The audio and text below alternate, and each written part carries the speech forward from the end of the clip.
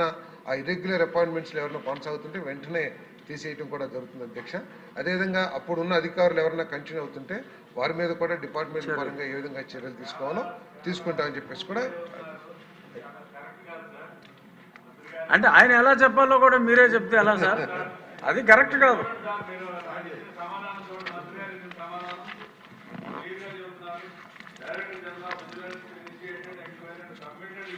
to the government on 21/1/2025 జనవరి నెలలో report submit చేస్తే ఇంకా వెరిఫై చేస్తున్నాం, చూస్తాము, దాన్ని సిఐడికి పంపించాము అంటే మీరు clearly said that as per the report according to the forensic audit upon verifying the bank statements it was found that after receiving the amount from the APDC the firm transferred most of the funds to cast and crew of the Yatra 2. Clear కనపడుతుంది. అవును కనపడుతుందని చెప్పారు. 8 నెలల క్రితం 9 నెలల క్రితం మీకు report వస్తే ఇంకా ఉన్న వాళ్ళు ఎవరైనా ఉంటే తీసేస్తాను, లేకపోతే వాళ్ళ మీద చర్య తీసుకుంటాము. ఏమిటి సార్ ఇది ఈ రకమైన సమాధానం కరెక్ట్ కాదు సార్. ఇంకా అక్కర్లేదండి, మీ సమాధానం స్పష్టంగా చెప్పారు sir. Director general vigilance and enforcement చాలా స్పష్టంగా చెప్పింది ఏమిటంటే ఈ రిపోర్ట్ ఆధారంగా సిఐడి ఎంక్వైరీ వేయండి, సిఐడి ఎంక్వైరీ వచ్చిన తర్వాత చర్యలు తీసుకోవాలి అధ్యక్ష. అవునండి. మీన్ టైం ఏదైతే సభ్యులు చెప్పారో దాని మీద చర్యలు తీసుకుంటుంది ప్రభుత్వం చెప్పాము అధ్యక్ష. తర్వాత డీజీ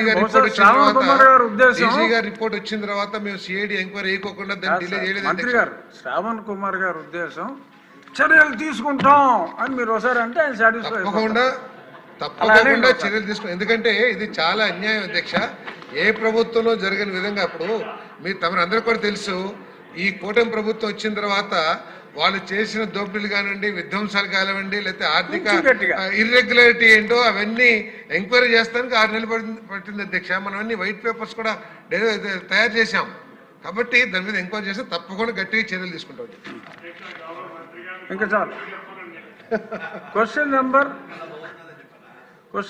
963 అది డీమ్ టు హావ్ బీన్ ఆన్సర్డ్గా భావిస్తున్నాం. ఇప్పుడు క్వశ్చన్ నెంబర్ 899 ఉప ముఖ్యమంత్రి గారు శ్రీ పవన్ కళ్యాణ్ గారు.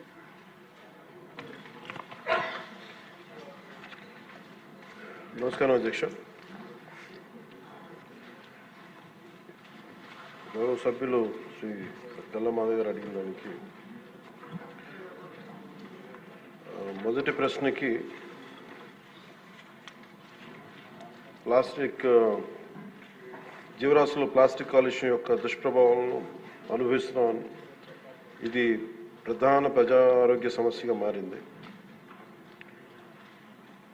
ప్లాస్టిక్ కాలుష్యం తగ్గించడానికి కానీ దాని సమస్య వివరాలు ఏమిటని చెప్పడానికి BNCకి ఆంధ్రప్రదేశ్ ప్రభుత్వం environment, forest and science and technology department రాష్ట్రం మొత్తం మీద ఒక్కసారి మాత్రమే వినియోగించే ప్లాస్టిక్ వాడకాన్ని నిషేధిస్తూ ఉత్తర్వులు జారీ చేస్తుంది. అలాగే ప్రభుత్వ ఉత్తర్వులు ఇచ్చిన సూచనలు అమలు చేయాలని municipal administration, urban development, Panchayati Raj వంటి అన్ని శాఖలను, ఇతర శాఖాధిపతులను కూడా జిల్లా కలెక్టర్లను ఆదేశించడం అయింది. ఒక్కసారి మాత్రం వినియోగించే ప్లాస్టిక్ వస్తువుల విక్రయాలను అరికట్టేందుకు తనిఖీలు నిర్వహించడానికి జిల్లా స్థాయి టాస్క్ ఫోర్స్ కమిటీలను ఏర్పాటు చేయాలని కలెక్టర్స్కి డైరెక్షన్స్ ఇవ్వడం జరిగింది.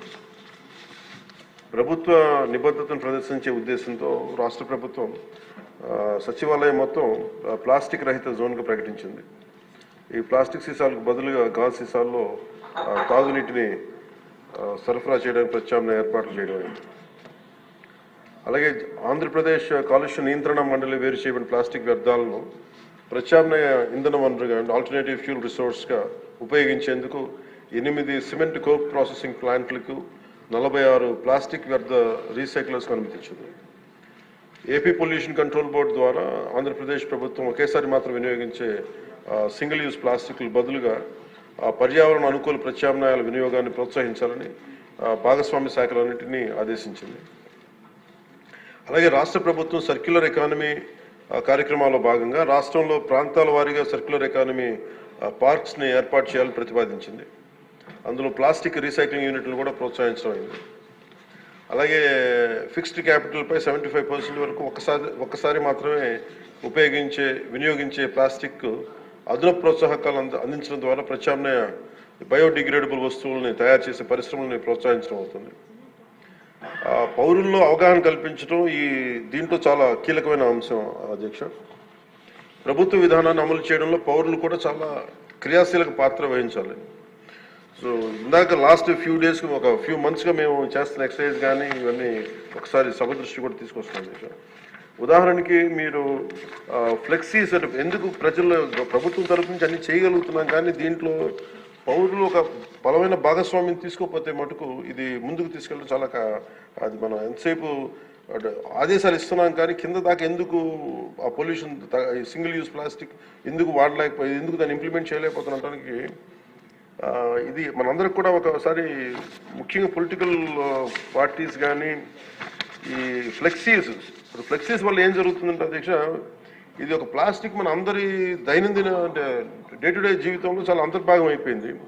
కూరగాయల్లో వాటి దగ్గర నుంచి నీళ్ళ బాటిల్స్ కావచ్చు, ఇయర్బడ్స్ కావచ్చు, ప్లాస్టిక్ ప్లేట్స్, ప్లాస్టిక్ గ్లాసెస్ ఇవన్నీ సౌకర్యం కలిగిస్తున్నాయి కానీ ఈ టెంపరీ సౌలభ్యం ఇది పర్యావరణాన్ని కలుషితం చేసుకుంటా చివరికి ఇది ఏ స్థాయికి వెళ్ళిపోయిందంటే ఇది ఒక్క ప్లాస్టిక్ మనం భూమిలో మనం ఇమ్మటానికి కనీసం 300 years పడుతుంది అధ్యక్ష. మనం వాడుతున్న ప్రతి ప్లాస్టిక్ అది ఈరోజు ఏమవుతుందంటే మనం పాలు తాగుతున్న పశువుల కడుపులోకి వెళ్ళిపోతుందో లేదంటే మనం తినే ఆహారంలో భాగం అవుతుంది. అలాగే ఇప్పుడు ప్లాస్టిక్ విషయం తల్లి గర్భంలో కూడా పశువుల కడుపులోకి పుట్టే పసికందుల రక్తంలోకి చేరిపోయింది. ఆంధ్రప్రదేశ్లోనే చాలా సందర్భాలు ఆవుల కడుపులో సుమారు 60 నుంచి 70 కిలోల ప్లాస్టిక్ తొలగించిన సంఘటనలు నమోదయ్యాయి. ఇలాంటివన్నీ అందుకని మాకు లైఫ్ స్పాన్ ఈ ముఖ్యంగా స్టైరోఫోమ్ అయితే 500 years కానీ పట్టదు, అది పడుతుంది దాన్ని అవడానికి భూమిలో కలవడానికి. Plastic bag, plastic straw, plastic bottles minimum plastic bag 10 to 20 years, plastic straw అయితే 200 years, ప్లాస్టిక్ బాటిల్ అయితే ఏకంగా 450 పైచిలకు సంవత్సరాలు. సో ప్లాస్టిక్ పూర్తిగా భూమిలో కలిసిపోవట్ల